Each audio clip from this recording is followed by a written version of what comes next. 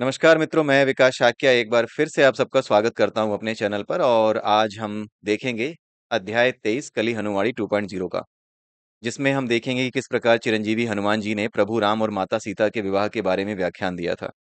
तो जो कुछ भी आज तक आपने माता सीता और प्रभु श्री राम के विषय में, उनके विवाह के विषय में पढ़ा है, उसको तो आप अपने स्मरण में रखिए ही, लेकिन उसके अलावा इस वीडियो को पूरा बड़े ध्यान से सुनिए कि उसके पीछे की असली कहानी क्या है प्रभु श्री राम और माता सीता के विवाह की। ठीक है, क्या होते हैं आत्ममित्र, इसके विषय में बताया गया है। और आत्ममित्र ही पति पत्नी बनते हैं, कैसे बनते हैं उसके विषय में यहाँ पर प्रभु राम और माता सीता के उदाहरण के माध्यम से, क्योंकि हनुमान जी हैं तो वो तो प्रभु श्री राम और माता सीता के विषय में ही बातें करेंगे।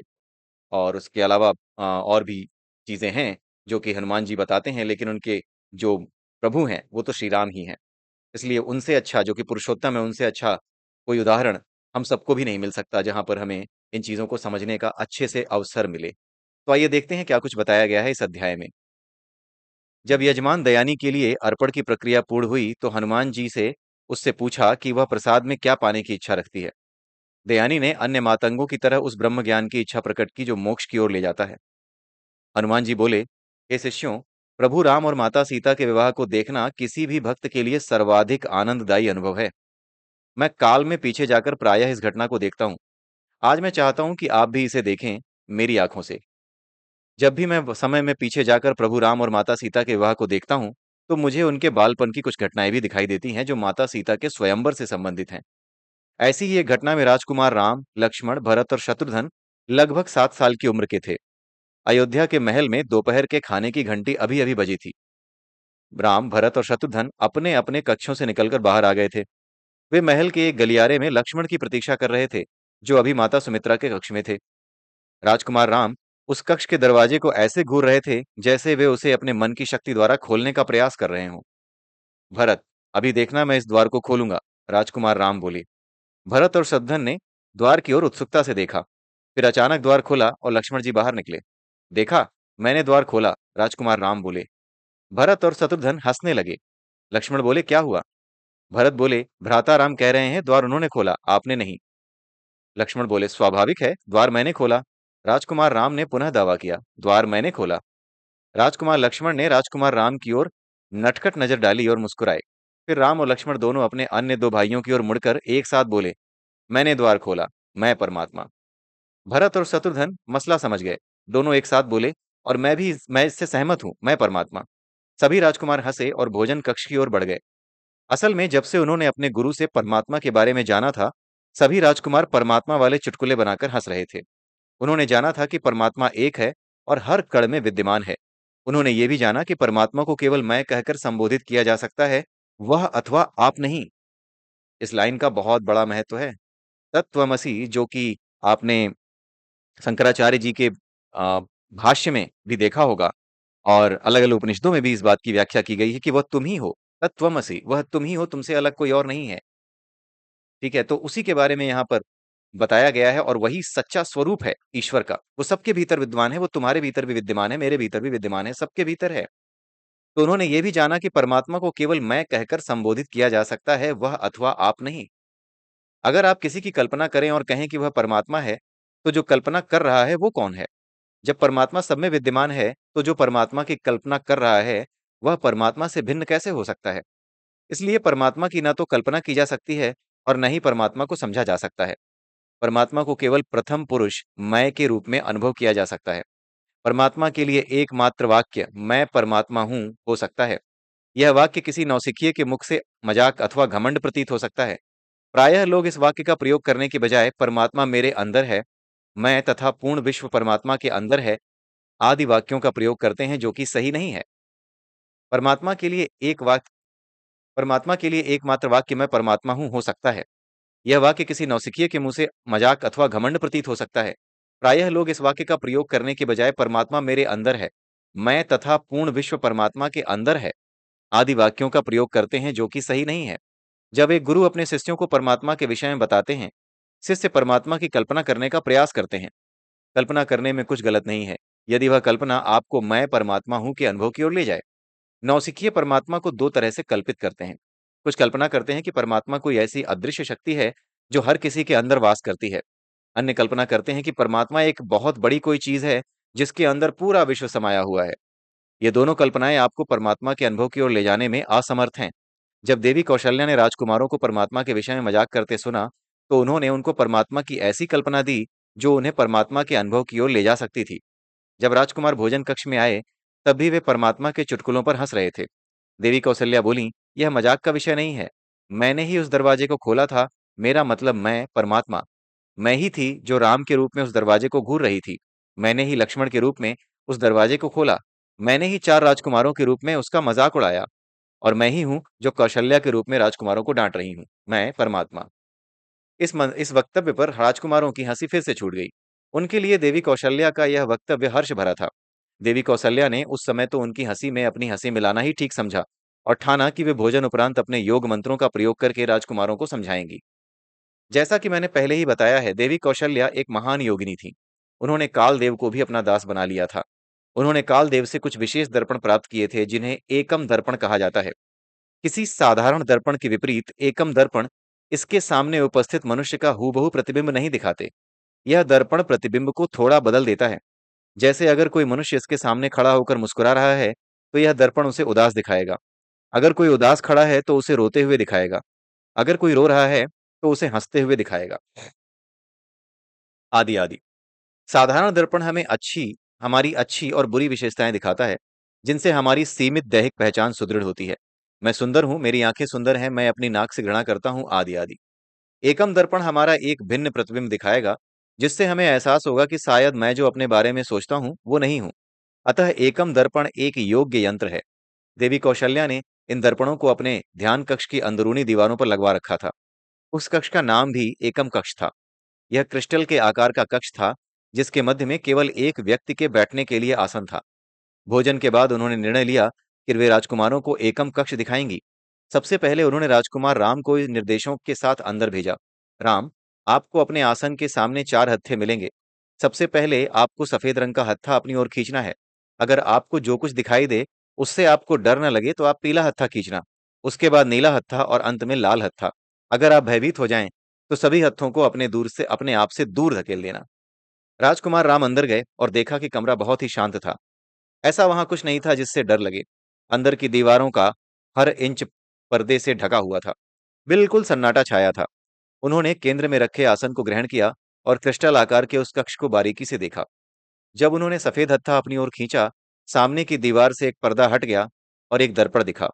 उस दर्पण में उन्हें अपना प्रतिबिंब दिखाई दिया। पर क्या ये उनका प्रतिबिंब था? वे तो पूर्ण शांत बैठे थे, लेकिन उनका प्रतिबिंब भय से कांप रहा था। प्रतिबिंब की वास्तविकता परखने के लिए वे मुस्कुराए, लेकिन दर्पण में उनका प्रतिबिंब नहीं मुस्कुराया, बल्कि उदास हो गया। राजकुमार राम को डर नहीं लगा। संभवतः उन्होंने इसको खेल की भांति लिया। दर्पण से खेलने के लिए वे हंसने लगे और दर्पण में उनका प्रतिबिंब रोने लगा। वे बोले, मैं रामचंद्र हूं। दर्पण में उनका प्रतिबिंब बोला, मैं अन्न मित्र हूं। वे पुनः मुस्कुराए। दर्पण में उनका प्रतिबिंब उदास हो गया। उन्होंने अब पीला हत्था अपनी ओर खींचा।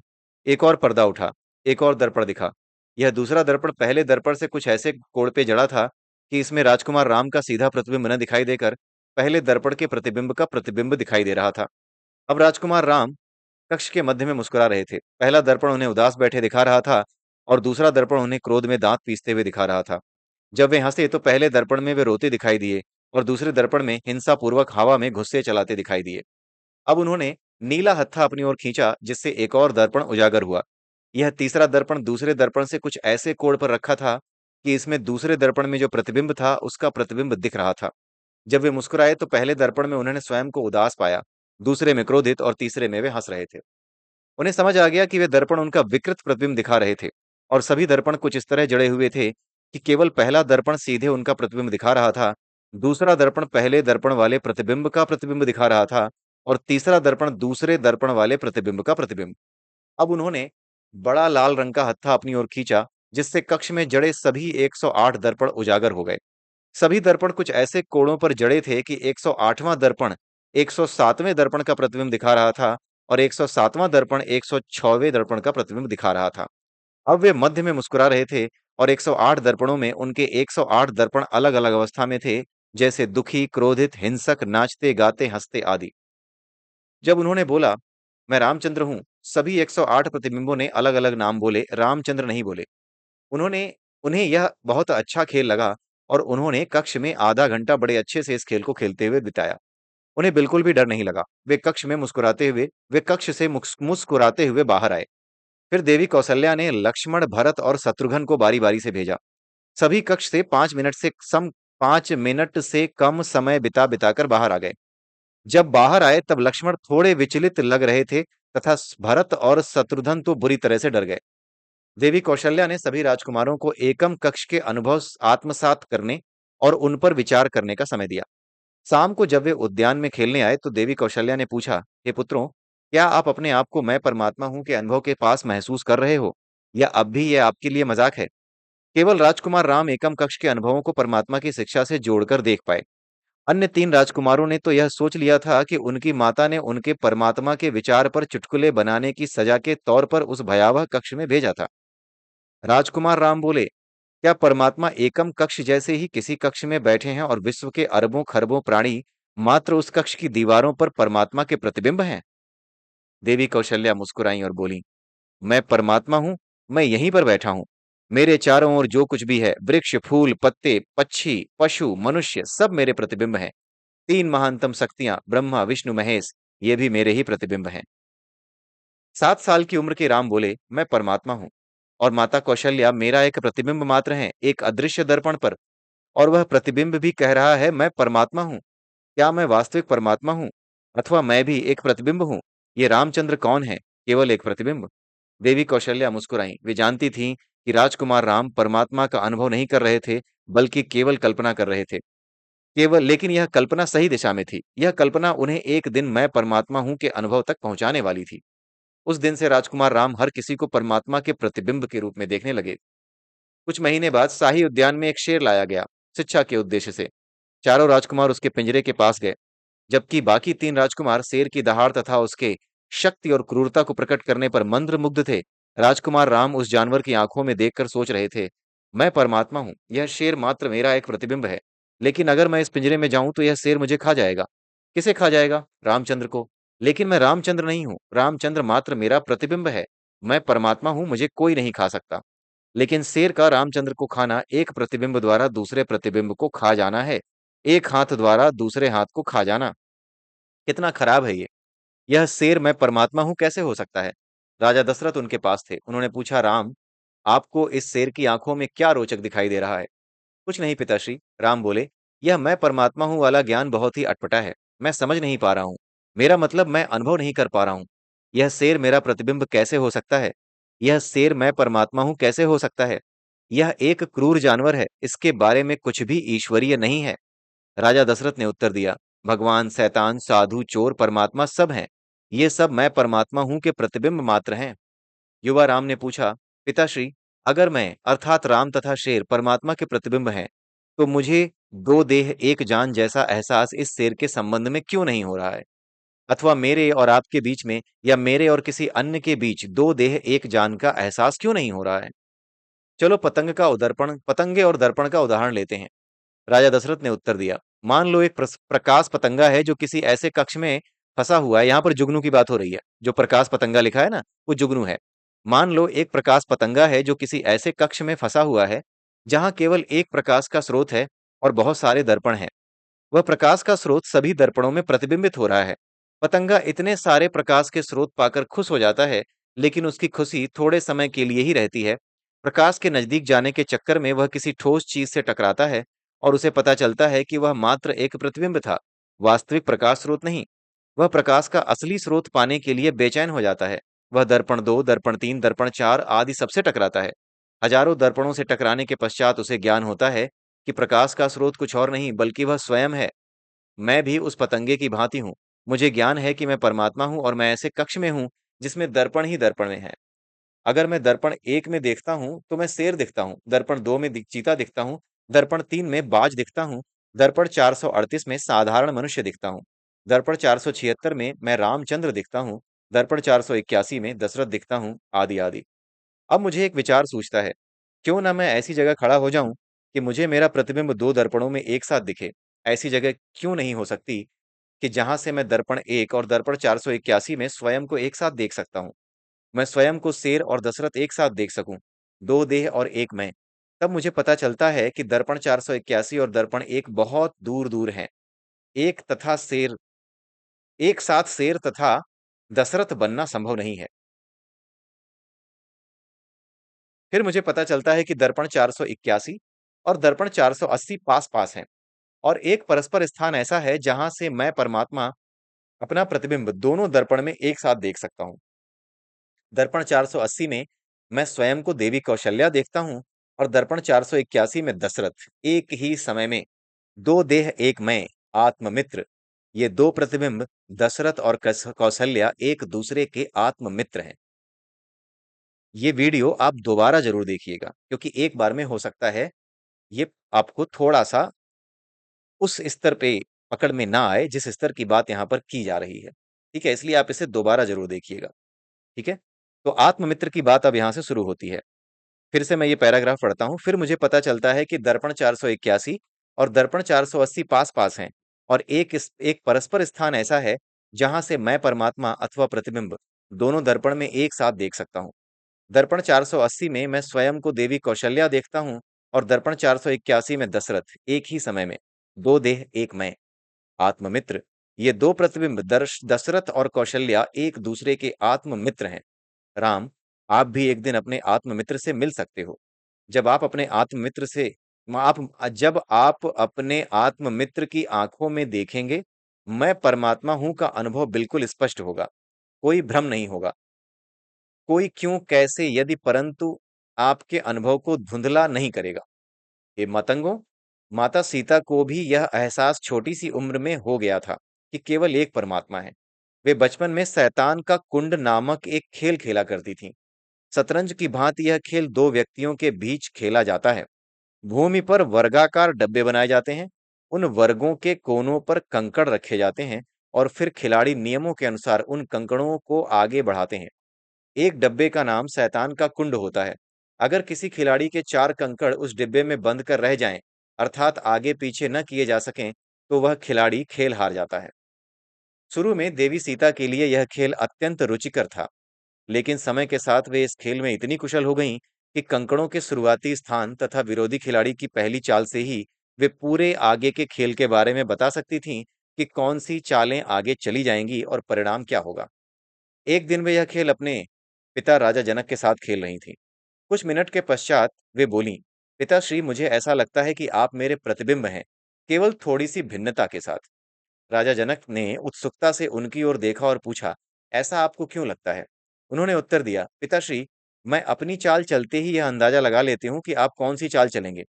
आपकी चाल मुझे अपनी चाल का प्रतिबिंब मालूम होती है, बस थोड़ी सी भिन्नता के साथ। उस भिन्नता का मैं अंदाजा लगा लेती हूँ।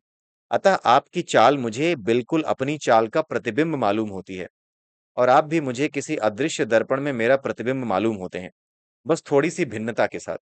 आजकल मैं जब भी यह खेल खेलती हूँ, मुझे अनुभव होता है कि मेरा विरोधी मेरा ही प्रतिबिंब है।